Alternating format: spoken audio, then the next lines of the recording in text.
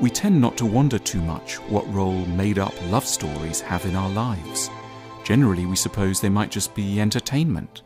But that's wildly to underestimate how influential love stories can be.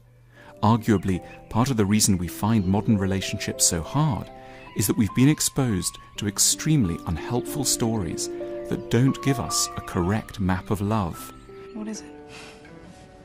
I don't have the strength to stay away from you anymore.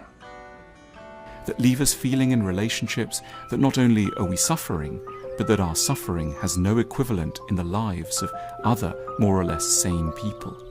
We break up or feel ourselves cursed in significant part because we've been exposed to the wrong love stories. Oh, promise me you'll never fall in love with anybody else. Of course not, then. Now, come on, let's talk about our cottage.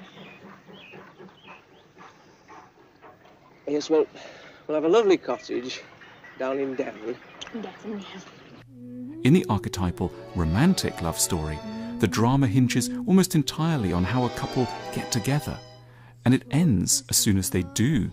All sorts of obstacles are placed in the way of love's birth, and the interest just lies in watching their steady overcoming. There might be misunderstandings, bad luck, prejudice, a war, a rival, or more poignantly, shyness. But in the end, after endless tribulations, the right people do eventually get into couples, and so the story must come to a close. But a wiser kind of love story would know that the real problem isn't finding a partner, it's tolerating them and being tolerated over time. It should appreciate that the start of relationships is not the high point that romantic culture assumes. It's merely the first step of a far longer, more ambivalent, and yet quietly far more heroic journey. Then there's the issue of work. In most love stories, the characters may have jobs, but on the whole, these have little impact on their psyches. Work goes on somewhere else. What one does for a living is not thought relevant to an understanding of love. Yet better, more realistic love stories should show us that work is in fact a huge part of life, with an overwhelming role in shaping our relationships. Did you file the motion for continuance?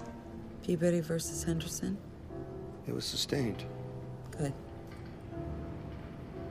Did the judge consider your application for leniency, Rogers versus Gentile? He granted it. Great. It's the stresses of work that ends up generating a sizable share of the troubles that lovers are going to have with one another. Haven't you people got any work to do? Yes, Mr. Shadrach. I'm trying to run an up-to-date organisation here, you know. There's too much laxity, far too much laxity. Then there's kids.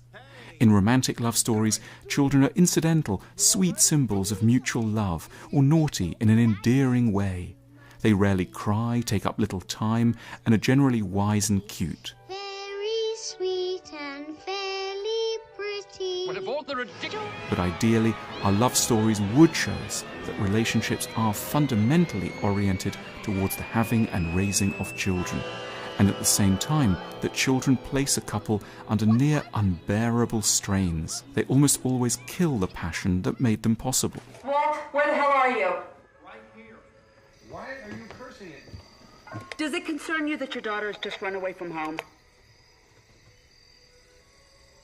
That's a loaded question. Life moves from the sublime to the quotidian. There are toys in the living room, pieces of chicken under the table, and no time to talk. Everyone is always tired. This too is love. Love stories are so unhelpful to our actual love lives. We've learned to judge ourselves by the hopes and expectations fostered by the misleading medium of art. By its standards, our own relationships are almost all damaged and unsatisfactory. No wonder separation or divorce so often appear to be inevitable. They shouldn't be. We merely need to change what we watch and read so that we regularly take in stories that normalize our love troubles and show us an intelligent and helpful path through them.